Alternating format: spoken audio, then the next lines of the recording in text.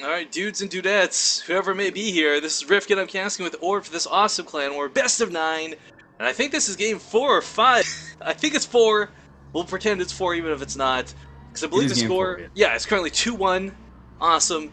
Guys spawning here in the top right corner of the map, playing for Clarity Gaming's community. It is an unworthy player, this terrible pink Protoss player, known as TaylorSwift.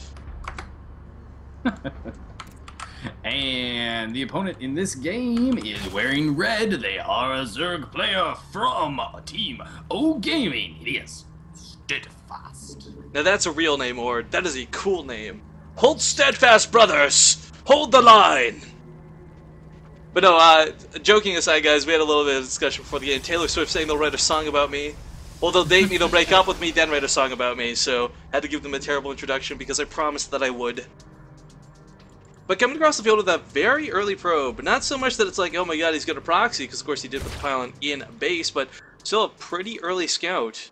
That's going to allow him to do a lot of nuisance, as he can block the hatchery, he'll see the pool timing, all of that good stuff. And Treska actually telling us that TaylorSwift is NiteShade, and he's one of the managers, so I'm going to say that's real and not trolling us. Correct me if I'm wrong, I think NiteShade cast for the MLG community, didn't he? I am not positive. That name's familiar to me. From somewhere, something. Either way, NiteShade, okay. I'm still gonna call him TaylorSwift, though. For those who don't know, by the way, guys, again, there's like this meme out there, like Jagong from Roxkiss is Emma Stone. There's a couple other players out there who have female celebrity names as their StarCraft handles, and I don't know why. But it's a StarCraft meme for whatever reason. Now, TaylorSwift, here we go, being very annoying with his probe. Like I said, he might even go as far as throwing down the pylon, although a lot of players tend to cancel it and not let it finish. As SteAdfaSt did go pool first, it will not really be an issue. Yeah, it delays him there for a little bit longer than SteAdfaSt would have wanted. He wanted it down at least 30 seconds earlier, really, just to be completely in sync with not being harassed. So, nice little win there for a Protoss player. I always like it. I mean, I know it's not necessarily efficient, but I always do like it when Protoss play mind games and lay down like a gateway. Like they let the pylon finish and lay down a gateway, especially when the Zerg player doesn't move out to take that third base, because then that delay becomes worthwhile.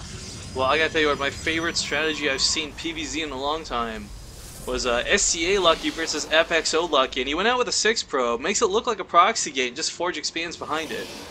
And, I mean, it's a dedication of resources for sure, but you're on your natural by the time your opponent is just clearing up his. So you're way ahead than if you go for like a Forge Fast Expand. It's like a delayed Forge Expand that works out quite nice economically.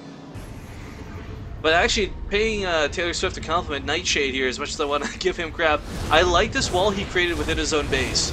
If, for some reason, this was like a super early pool, like a 10 pool, I mean, obviously it wasn't because of the hatchery coming down, but even if it was, coming across the field here, it's very easy to run those probes around and not have Lings dart in between the buildings. In fact, he's actually made this really nice sort of castle for himself with the mineral line.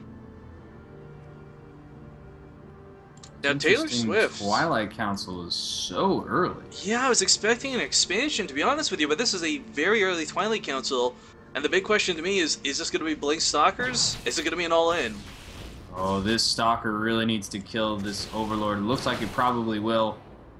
Oh, he's already going around the other way.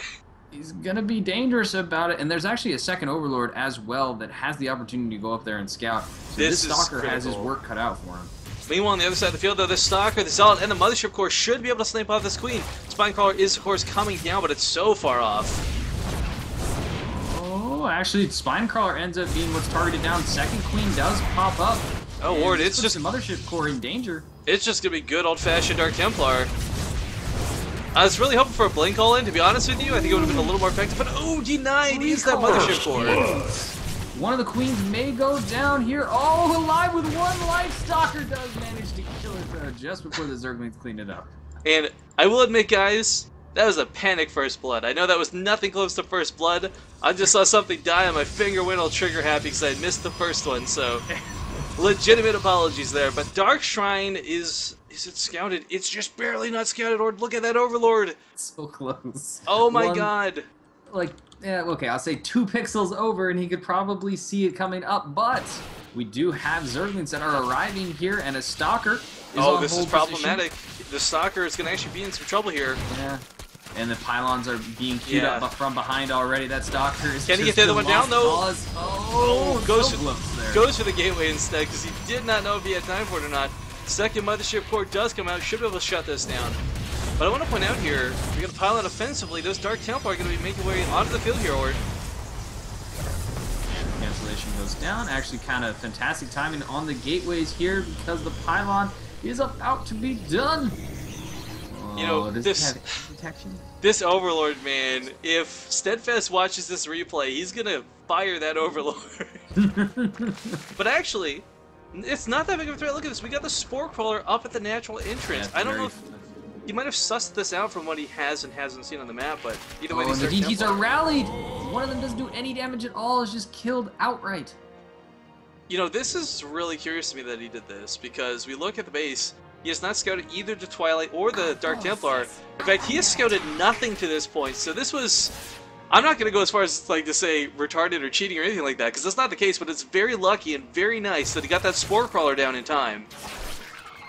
Yeah, it turns out really effectively, plus having those Evo chambers kind of staggered like that gives him a very controllable entry point. You know, Ward, I'm a little curious. Do you think this was in response to that Mothership Core coming as early as it did? I think probably it was that he's had this happen to him before against Protoss and he hates it. Yeah.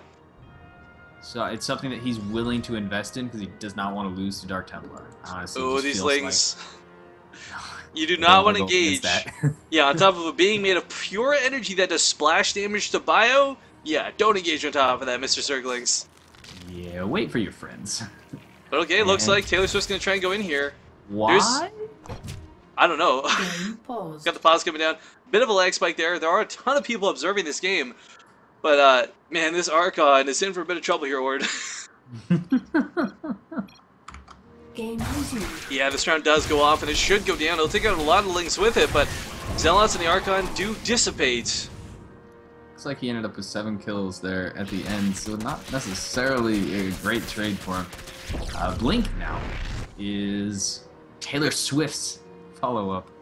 Yeah, I mean, the common transition is to go for Charge Flood Archon, but that really, against Zerg, only allows you to blitz through the game. You can't really establish a third base, and it's very hard to all-in with that, so... Right now, we got SteAdfaSt just still flooding lings on the field, but there's no cannon up at home. This one Zealot and a Mothership Core, all that's defending the wall right now. He can take out these gateways. There's nothing to stop him from taking out these gateways at the moment. Yeah, and the overcharge has to go down. He pulls back. I don't know that he necessarily has to, but I guess no real reason to lose. Well, the thing is, the Sentries could, once the shields get eaten away, just force field off the gateways. Yep. So it's not really worth losing those lings if you're going to go in for round 2. Just wait for the overcharge to wear off. And here come those roaches as well, and they're going to really make it a lot more effective because they can shoot from a distance. Third base also on the way for SteAdfaSt, and he's grabbing his gas over there, so he is in control of this game. And roaches just have to wait another moment. You know what I really like too? The Spire follow-up to this. A lot of what these roaches are going to do are bait out units that are good at dealing with roaches, which happen to be immortals, which happen to not shoot up. And Forge actually looks like it's being targeted down. If he snipes this Forge, that's going to be huge. No Protoss player wants to lose those weapon upgrades. Nice little force field there, actually pushing it back, but with the Chrono even, I still don't know that he will be able to finish that. Immortals out, there are... He's backed off, actually. I'm a little shocked. Yeah, he can snipe off the sentries as well if he wanted. Ling's now coming in for a bit of a flood. Oh, one of them does get surrounded, and Immortal is right up against him. Zerglings the Immortal goes down. He disappears, and the warp in from behind is going to have to hold this. Finally, with the Sentry taking another force field, but lost so many of them. I don't know why he left. And he didn't quite get that +2 off, because that was literally seconds from finishing, but the timing for that's so unfortunate.